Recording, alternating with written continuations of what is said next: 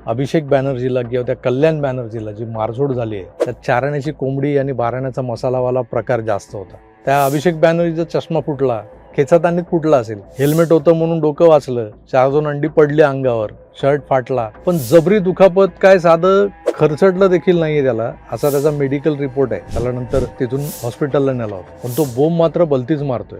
तसंच त्या कल्याण बॅनर्जीचंही उगाच डोक्यावर हात ठेवून तो पळत होता. जसं काय याचं डोकं फुटलं म्हणजे नौटंकीबाजही तितकेच आहेत. तेव्हा त्यांना टॅकल करताना सामान्य जनता आणि त्या जनतेमधल्या भारतीय जनता पार्टीनं खरोखरच थोडा संयम बाळगायला हवा.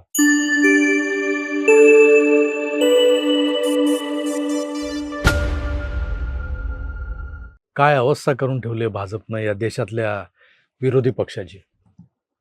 तर या अशा शीर्षकावरूनच तुम्हाला समजलं असेल की मी कोणत्या विषयावर बोलणार आहे. काय ना मित्र, पश्चिम बंगालमध्ये सत्ता परिवर्तन झालं आणि सगळ्यात आधी ममता बानोंच्या TMCच्या मुजोर कार्यकर्त्यांना शोधून शोधून काढलं गेलं, त्यांना चोपलं गेलं. त्यानंतर TMCच्या नेत्यांना आता ते जिथे दिसतील तिथे पोलीस संरक्षण असतानाही मार पडतोय. आधी अभिषेक बॅनर्जीला बेकार धुतला, मग काल काय तर त्या कल्याण बॅनर्जीला पोलीस स्टेशन बाहेरच जनतेनं चोपला. जनतेनं असं म्हणताना आपण हे लक्षात घेतलं पाहिजे की यातली जनता ही भारतीय जनता पार्टीची समर्थक जनता होती. एक गोष्ट आपण नेहमीच लक्षात ठेवली पाहिजे, जेव्हा एखादा नेता स्वतःला लय शहाणा समजू लागतो, म्हणजे ज्या जनतेनं निवडून दिलंय त्या जनतेचा बाप समजू लागतो ना स्वतःला, तेव्हा लोकशाहीतली हीच जनता त्याचा अहंकार असा रस्त्यावर उतरवते. बंगालमध्ये ममता बानोचा पुतण्या अभिषेक बॅनर्जी याच्यासोबत जे घडलंय ते पाहून अख्खा देश हादरलाय म्हणे. असा आव आणला जातोय की काय चाललंय भारतात. त्यांच्यावर अंडी फेकली गेली, शर्ट फाडला गेला आणि चोर चोर अशा घोषणा देत रस्त्यावरच्या लोकांनी त्याला एवढा हैराण केला की पोलिसांकडचं हेल्मेट घालून त्याला होणारी जी काही मारहाण आहे ती वाचवत शेवटी सुरक्षा रक्षकांच्याच बाईकवर बसून पळ काढावा लागला. तिथून गर्दीतून काही लोकांनी थेट त्याच्यावर हात उचलला, हाय हाय करत अंडी फेकून मारली, मारहाण केली, त्याचे कपडे फाडले. अभिषेक बॅनर्जी आता म्हणतोय की भाजपच्या लोकांनी त्याच्यावर हा जीवघेणा हल्ला केलाय. पण मित्रांनो, भाजपचे लोक असोत की सामान्य जनता, माजी झालेल्या सत्ताधाऱ्यांवर या एवढा पराकोटीचा राग हा काय रातोरात निर्माण झाला असेल काय होत्या जनतेच्या मनात. आपल्या शेजारच्या देशातच आपण पाहिलंय की सत्ताधाऱ्यांना कसं पळवू पळवू मारलंय लोकांनी. मग बंगालवर 30 वर्षांहून अधिक काळ राज करणाऱ्या ममता बानोच्या या मेजर जनरलवर लोकांचा राग हा सुद्धा एका रात्रीत निर्माण झालेला नाहीये, तर यामागे देखील वर्षानुवर्षांचा इतिहास आहे. काही लोक आपलं वक्तव्य सादर करताना असं नेहमी बोलतात की मी वैयक्तिकरित्या कोणत्याही प्रकारच्या हिंसेचं समर्थन करत नाही, पण मी मात्र असं म्हणत नाही. म्हणजे याचा अर्थ मी हिंसेचं समर्थन करतो.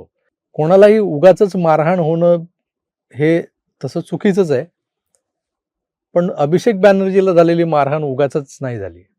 त्याला काल परवा जे जनतेच्या रोषाला सामोरं जावं लागलंय त्याला कारणीभूत आहे त्याचं स्वतःचं वागणं, त्याचा उद्दामपणा आणि माज आलेलं वागणं, ज्याला म्हणतो ना आपण माजोरडापणा. निवडणुकीच्या वेळी जाहीर मंचावर उभं राहून हा बाबा समोरच्या जनतेला आणि विरोधकांना धमकावत होता. আমি অমিত শাহকে চ্যালেঞ্জ করব, যদি আপনার বুকের পাটা থাকে আর বাপের বেটা হন, 4 তারিখ কলকাতায় থাকবেন, 12টার পর দেখা হবে। কত বড় গুন্ডা আপনি আর কত আপনার ক্ষমতা, 4 তারিখ দেখা হবে। খেলা তোমরা শুরু করেছো, শেষ তৃণমূল করবে। तो म्हणाला होता 4 तारखेला दुपारी 12 वाजल्यानंतर मी बघतो दिल्लीतून कोणाचा बाप तुम्हाला येतोय वाचवायला. हे महाशय थेट आम जनतेला धमकावत होते की जे TMCला मतं देणार नाहीत त्यांना ते सोडणार नाहीत. आणि ही नुसती धमकी नव्हती, तर त्यांनी बंगालच्या निवडणुकीनंतरच्या हिंसक मारधाडीमध्ये क्रूरतेच्या मर्यादा अक्षरशः पार केल्या होत्या. महिलांवर अत्याचार झाले, लोकांची घरं जाळली गेली, कित्येक भाजप कार्यकर्त्यांचे मृतदेह झाडाला लटकलेले आढळले. तेव्हा हा मीडिया आणि त्यांनीच बनवलेली इकोसिस्टीम मूग गिळून गप्प का होती. आज अभिषेक बॅनर्जीला मारहाण झाल्याची जी काही बोंबाबोंब सुरू आहे सगळीकडे, तेव्हा ते लोक नव्हते का ज्यांना मारहाण होत होती. बंगालमध्ये गेल्या अनेक दशकांपासून मारो आणि काटो हेच राजकीय कल्चर बनलं होतं. आधी डाव्यांनी म्हणजे ज्योती बसूंच्या कम्युनिस्ट पक्षांनी 34 वर्ष हेच केलं. मग TMCनं तोच वारसा पुढे चालवला. लोकांच्या मनात प्रचंड भीती निर्माण केली गेली होती. भीतीपोटी बाबुल सुप्रियो सारखा एक लोकप्रिय गायक, मग तो मोठा नेता झाला नंतर, तो तर राजकारण सोडून पळाला होता बंगालमधलं. पण यावेळच्या निवडणुकीत काय झालं, TMCचे 9 मोठे मोठे ज्येष्ठ नेते स्वतःच्या हक्काच्या मतदारसंघात पराभूत झाले. हा पराभव यावेळेस EVM घोटाळा, वोट चोरी वगैरे म्हणवला गेला नाही. एक कारण मिळालं होतं SIRचं. SIRवर बिलं फाटली. पण खरं तर हा पराभव जनतेच्या मनात खदखदत असलेल्या रागातून घडला होता. हाच राग आता रस्त्यावर पेटून उठलेला दिसतोय आपल्याला. जो नेता विचारत होता ना की कोणाचा बाप वाचवायला येईल तुम्हाला, त्याला जनतेनं दाखवून दिलं की लोकशाहीत ही जनता सगळ्यांची बाप असते. तुम्हाला आठवत असेल मै भी अन्नाच्या त्या सफलतेनंतर सुमडीत राजकारणात शिरलेला अरविंद केजरीवाल, ते उदाहरण आपल्या समोर आहेच, ताजं आहे. हा केजरीवाल असो की ममताच्या बंगालमधले हे नेते, जेव्हा जेव्हा सत्तेची मस्ती डोक्यात जाते ना यांच्या, तेव्हा जनता ती मस्ती आपल्या पद्धतीनं उतरवते. कसं आहे ना, बंगालच्या जनतेनं भयमुक्त आणि हिंसामुक्त राज्यासाठी भाजपला कौल दिलाय. मुसलमानांचं जे काही गुंडाराज तिकडे सुरू होतं, गोरगरीब आदिवासी स्त्रियांवरचे दिवसाढवळ्या होणारे बलात्कार, या सगळ्या गोष्टींपासून सुटका व्हावी. जे बंगाल सोडून पळून गेले त्यांनी परत आपल्या राज्यात येऊन पुन्हा आपल्या घरात राहावं. बंगालमधल्या घुसखोरांना देशाबाहेर हाकलून द्यावं. या अपेक्षेनं जे मतदार यावेळेस भाजपाच्या बाजूने उभे राहिलेत, त्यांच्या अपेक्षा पूर्ण करताना भाजपसमोर आता सर्वात मोठं आव्हान हेच असणार आहे की TMCनं बंगालमध्ये जे हिंसेचं वातावरण तयार केलं होतं, ते बदलून तिथे कायदा आणि सुव्यवस्थेचं एक रामराज्य आणलं पाहिजे. हिंसा मग ती कुठली का असेना किंवा कोणी का करेना, ती चुकीचीच आहे. म्हणून मला वाटतं बंगालमधल्या जनतेलाही आता यापुढे संयम राखायला हवा. ज्यांनी उन्माद केला, आव्हानं दिली, धमक्या दिल्या, मारझोड केली, त्यांना धडा शिकवताना आता आपण जरा संयमही बाळगायला हवा. नाहीतर मग त्या मोमीनवंशी बांगलादेश दार्जिन्या अभद्र राजकारण्यात आणि तुमच्यात फरक तो काय उरणार आहे. हे सगळं बोलत असताना मला वाटतं की त्या अभिषेक बॅनर्जीला किंवा त्या कल्याण बॅनर्जीला जी मारझोड झाली आहे, त्यात चारण्याची कोंबडी आणि बाराण्याचा मसालावाला प्रकार जास्त होता. त्या अभिषेक बॅनर्जीचा चष्मा फुटला, खेचातानीत फुटला असेल, हेल्मेट होतं म्हणून डोकं वाचलं, 4-2 अंडी पडली अंगावर, शर्ट फाटला, पण जबरी दुखापत काय साधं खरचटलं देखील नाहीये त्याला, असा त्याचा मेडिकल रिपोर्ट आहे. त्याला नंतर तिथून हॉस्पिटलला नेला होता. पण तो बोंब मात्र भलतीच मारतोय. तसंच त्या कल्याण बॅनर्जीचं आहे. उगाचच डोक्यावर हात ठेवून तो पळत होता. जसं काय याचं डोकं फुटलं. म्हणजे नौटंकीबाजही तितकेच आहेत. तेव्हा त्यांना टॅकल करताना सामान्य जनता आणि त्या जनतेमधल्या भारतीय जनता पार्टीनं खरोखरच थोडा संयम बाळगायला हवा. धुलाई तर होणारच. नियती कोणालाच सोडत नाही.